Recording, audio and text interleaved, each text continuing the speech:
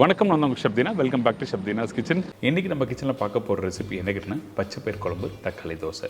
ரெண்டுமே சூப்பரான ரெசிபி. பர்டிகுலராக பார்த்தீங்கன்னா இந்த பச்சைப்பயிர் குழம்போட தக்காளி தோசை தொட்டு சாப்பிட்றதுக்கு ரொம்ப டேஸ்ட்டாக இருக்கும். ஏன் கேட்டிங்கன்னா அந்த தக்காளி தோசை ஒரு மைல்டான ஒரு டேஸ்ட் கொடுக்கும். அதோட இந்த பச்சைப்பயிர் குழம்பு ஒரு நல்ல ஒரு டெக்ஸ்சர் உள்ள ஒரு ரெசிபி.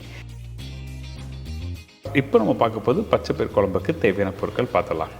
பச்சைப்பயிறு 125 கிராம், தேங்காய் பால் 3/4 கிளாஸ், அதாவது 2லேருந்து 2.5 பத்தை, சின்ன வெங்காயம் 20லேருந்து 25 நம்பர், தக்காளி 2லேருந்து 3 நம்பர், காய்ந்த மிளகாய் 4லேருந்து 5 நம்பர், பச்சை மிளகாய் 3 நம்பர், பூண்டு 15 பல்லு, சோம்பு 1/4 டீஸ்பூன், கடுகு 1/4 டீஸ்பூன், மஞ்சத்தூள் 1/2 டீஸ்பூன், சில்லி பவுடர் 1/2 டீஸ்பூன், தனியா பவுடர் 1 டீஸ்பூன், கருவேப்பிலை தேவையான அளவு, கொத்தமல்லி தேவையான அளவு, பெருங்காயம் 1/4 டீஸ்பூன், உப்பு தேவைக்கேற்ற, நெல்லெண்ணெய் சமைக்கிறதுக்கு தேவையான அளவு, நெய் 2 டீஸ்பூன்.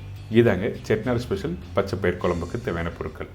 செட்டிநாடு ஸ்டைலில் பண்ணுற இந்த பச்சைப்பயிர் குழம்புக்கு அடுப்பு ஆன் பண்ணி ஒரு குக்கர் வச்சுருக்கேன். இந்த குக்கரில் நான் வச்சுருக்க குவான்டிட்டி பச்சைப்பயிரும் போட்டிருக்கோம். நீங்கள் நார்மலாக வீட்டில் பச்சைப்பயிர் குழம்பு பண்ணும்போது பச்சைப்பயிர் வேக வைக்கும்போது கொஞ்சம் மஞ்சத்தூள் உப்பு போட்டு வேக வச்சு அதுக்கப்புறம் தாளித்து போட்டுருவீங்க. ஆனால் செட்டிநாடு ஸ்டைலில் பண்ணும்போது இந்த மாதிரி வெங்காயம், பச்சை மிளகாய், கருவேப்பிலை எல்லாமே போட்டுருக்கணும். இப்போது சின்ன வெங்காயம் போட்டிருக்கேன், பச்சை மிளகாய் போட்டிருக்கேன், கருவேப்பிலை போட்டிருக்கேன், மஞ்சத்தூள், மிளகாய் பவுடர், தனியா பவுடர். காரத்துக்கு பச்சை மிளகாய் போட்டுருங்க, அதிகமான மசாலா பவுடர் வேண்டாம். ஏன் கேட்டேன்னா அந்த காரம் உங்களுக்கு நல்லா எடுத்து கொடுக்குறது வந்து பச்சை மிளகாய் மட்டும்தான்.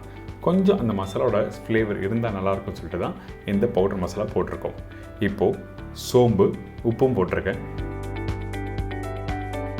அதே டைமில் பூண்டு, தக்காளி போட்டுறோம். இதெல்லாம் போட்ட பிறகு தேவையான அளவுக்கு தண்ணி ஊற்றி நல்லா வேகிறோம். வேக வைக்கும்போது நல்லா மசிஞ்சு வரணும். அப்போ தான் அந்த வெங்காயம், பூண்டு, தக்காளி எல்லாமே நல்லா மசிஞ்சிருக்கும். திருப்பி தாளிப்பு போடும்போது நல்லா டெக்ஸ்சர் சூப்பராக வரும். இப்போது மூடி போட்டு வேக வச்சிடலாம்.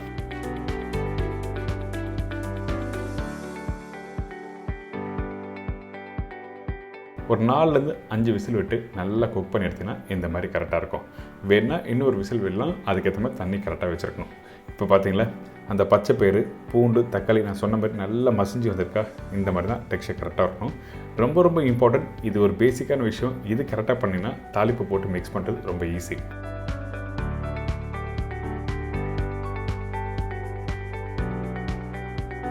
தாளிப்புக்கு நல்லெண்ணெய் ரொம்ப முக்கியம். நார்மலாக வீட்டில் யூஸ் பண்ணுறேன் கடலெண்ணெய், ரீஃபைண்ட் ஆயில் வேண்டாம், நல்லெண்ணெய் மட்டும் யூஸ் பண்ணுங்கள். நல்லெண்ணெய் கொஞ்சம் லைட்டாக சூடான பிறகு கொஞ்சம் கடுகு, காஞ்ச மிளகாய், கருவேப்பிலை, பொடிசாக கட் பண்ணி வச்சுருக்கேன் சின்ன வெங்காயம். ஃபஸ்ட்டு நம்ம சின்ன வெங்காயம் ஒரு 4லேருந்து 5 வெங்காயம் போட்டிருப்போம். மீதி வெங்காயம் வந்து இந்த இடத்துல யூஸ் பண்ணியிருக்கேன். அதே மாதிரி தான் தக்காளி 2 தக்காளி அங்கே போட்டிருக்கேன், 1 தக்காளி இந்த இடத்துல யூஸ் பண்ணியிருக்கேன். இப்போ இந்த தக்காளியை போட்ட பிறகு ரொம்ப நேரம் வதங்க வேண்டாம். ஜஸ்ட் 1 நிமிஷம் நீங்கள் லைட்டாக வதக்கிட்டு அதுக்கப்புறம் மஞ்சத்தூள் போட்டு வேக வச்சு அந்த பச்சைப்பயிரை இதில் ஆட் பண்ண போகிறோம். பார்த்தீங்களா இந்த வெங்காயம்லாம் முழுசாக இருக்குல்ல, இதே மாதிரி தான் இருக்கணும். ஏன் கேட்டிங்கன்னா இந்த ப்ரிப்பரேஷன் கம்ப்ளீட் பண்ணி முடித்த பிறகு நீங்கள் அந்த பருப்போடு சேர்த்து சாப்பிடும்போது வெங்காயத்தோட டேஸ்ட், அந்த லைட்டாக இனிப்பு தன்மை அந்த தக்காளியோட சேர்த்து சாப்பிடும்போது நல்லாயிருக்கும். அதனால தான் கரெக்டாக ஒரு 2 நிமிஷம் வதக்கிட்டு அதுக்கப்புறம் உப்பு, மஞ்சத்தூள், பெருங்காயம், வேக வச்ச பச்சைப்பயிரை இந்த இடத்துல ஆட் பண்ணுறோம்.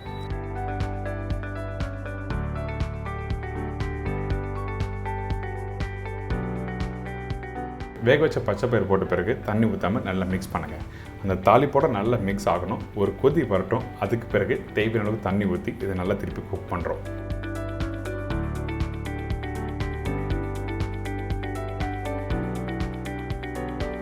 ரொம்ப ஈஸியான ப்ரிப்பரேஷன் தான். நீங்கள் கரெக்டாக அந்த பக்குவத்தை புரிஞ்சுட்டு நீங்கள் பண்ணினா ரொம்ப நல்லாயிருக்கும். எதுக்காக இந்த வெங்காய தக்காளி முழுசாக போடுறாங்க, அதே டைமில் காரத்துக்காக பச்சை மிளகாய் எந்த அளவுக்கு போட்டிருக்கோம், இதெல்லாம் புரிஞ்சுட்டு பண்ணிங்கன்னா ரொம்ப சூப்பராக வரும்.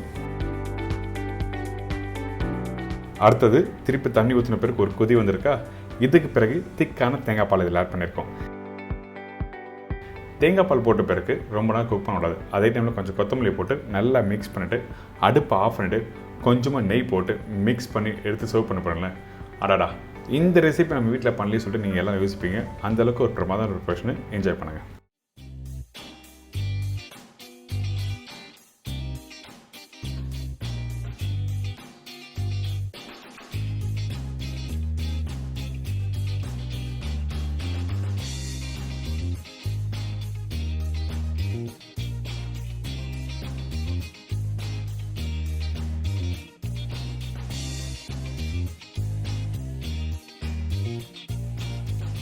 இதை தொடர்ந்து தக்காளி தோசை எப்படி பண்ணுறது பார்க்கலாமா?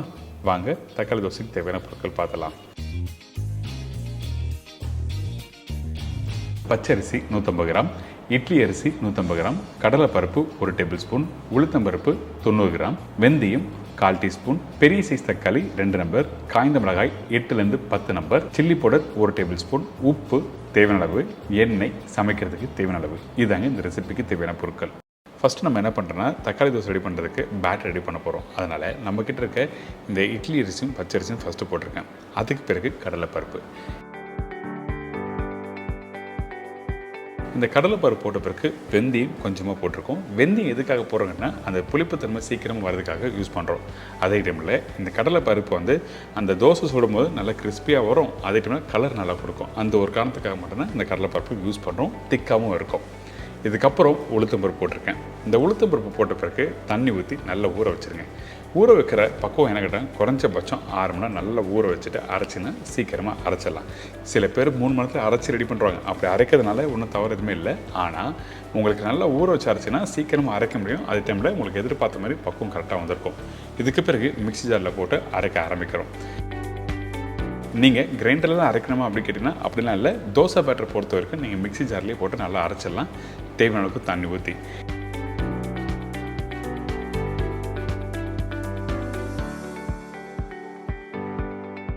இந்த மாதிரி நல்லா அரைச்சிருங்க. அரைச்சி முடிச்ச பிறகு ஒரு பவுலில் ட்ரான்ஸ்ஃபர் பண்ணுறோம்.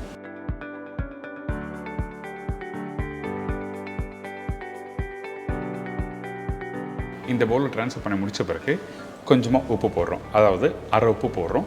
எடுத்த உடனே ஃபுல் உப்பு நீங்கள் போடக்கூடாது. அதுக்கப்புறம் உப்பு போட்ட பிறகு நல்லா மிக்ஸ் பண்ண ஆரம்பிக்கிறோம். எதுக்காக இந்த இடத்துல உப்பு போட்டு மிக்ஸ் பண்ணுறதுன்னா சீக்கிரமாக நல்லா புளிச்சு வரும். அந்த ஒரு காரணத்துக்காக நல்லா மிக்ஸ் பண்ணுறோம் உப்பு போட்டு. இதுக்கப்புறம் இந்த மாவு பார்த்திங்கன்னா நல்லா ஃபைன் பேஸ்ட்டாக இருக்குது. இந்த மாதிரி பக்குவத்தில் கரெக்டாக இருக்கணும். இதுக்கப்புறம் இந்த மாவை நல்லா புளிக்க விட்டுருங்க. அதாவது குறைஞ்சபட்சம் ஒரு 5லேருந்து 6 மணி நேரம் கழித்து நீங்கள் பார்த்தீங்கன்னா இந்த மாவு இந்த மாதிரி கரெக்டாக வந்திருக்கும். இதுக்கு பிறகு நீங்கள் நல்லா மிக்ஸ் பண்ணிவிட்டு உப்பு தேவையான அளவுக்கு போட்டு நீங்கள் தோசை சுட வேண்டியதான். இந்த மாவு பேசிக்காக நீங்கள் வீட்டில் பண்ணுறதுக்கு பிளெயின் தோசை, ஊத்தாப்பம், கல் தோசை, நெய் தோசை, பொடி தோசை இந்த மாதிரி பேசிக்காக பண்ணுறதுக்கு இந்த மாதிரி பண்ணிடுறோம். இதுக்கு பிறகு நம்ம என்ன பண்ணுறோம் கேட்டிங்கன்னா தக்காளி தோசை பண்ணுறதுக்கு நம்ம என்ன பண்ணுறோம், இந்த மாதிரி நல்லா மிக்ஸ் பண்ணிட்டு தேவையான அளவுக்கு மாவு ஒரு கப்பில் எடுத்து வச்சுருக்கேன். இதுக்கப்புறம் நம்ம என்ன பண்ணுறோம் கேட்டிங்கன்னா இதில் தக்காளி கொஞ்சம் காஞ்ச மிளகாய் அரைச்சி இதில் ஊற்ற போகிறோம். காஞ்ச மிளகாய் 8லேருந்து 10 நம்பர் காஞ்ச மிளகாய் போட்டிருக்கேன். 2 தக்காளி போட்டிருக்கேன். வேணும்னா இன்னும் ஒரு தக்காளி போட்டுடலாம். அதுக்கு பிறகு சில்லி பவுடர், உப்பு இதெல்லாம் போட்டு நல்லா ஃபைன் பேஸ்ட்டாக அரைச்சிருங்க.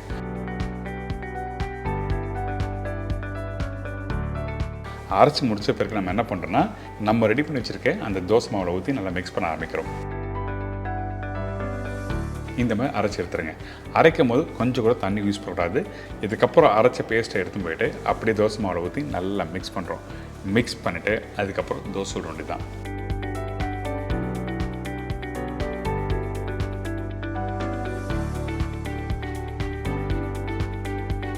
உப்பு கரெக்டாக இருக்க செக் பண்ணுங்கள். இப்போ நல்லா கலரும் வந்திருக்கும். அதே டைமில் உங்களுக்கு காரம் தெரியும். இன்னும் தோசை சுட்டு முடித்த பிறகு அந்த புளிப்பு, அந்த காரம், புளிப்புனா ரொம்ப புளிப்புலாம் இருக்காது, ஒரு மைல்டான ஒரு புளிப்பு, அந்த காரம் தெரியும். ஸோ அதனால தான் இந்த தோசைக்கு நம்ம என்ன பண்ணுறோன்னா எதுவுமே தொட்டு சாப்பிட வேண்டியதில்லை. இப்போ தோசைக்கல் சூடாக இருக்குது. உங்களுக்கு தேவையான மாவு எடுத்து அழகாக ரவுண்டாக ஊற்றி தேவையான அளவுக்கு எண்ணெய், இந்த இடத்துல நெய்யும் யூஸ் பண்ணலாம், நல்லெண்ணையும் யூஸ் பண்ணலாம். சரிங்களா? இதுக்கப்புறம் நல்லா முருவலாக 4 சைட்லையும் ஈவனாக எண்ணெயை தேய்ச்சி நீங்கள் எடுத்தீங்கன்னா ஒரு அருமையான தோசை ரெடி.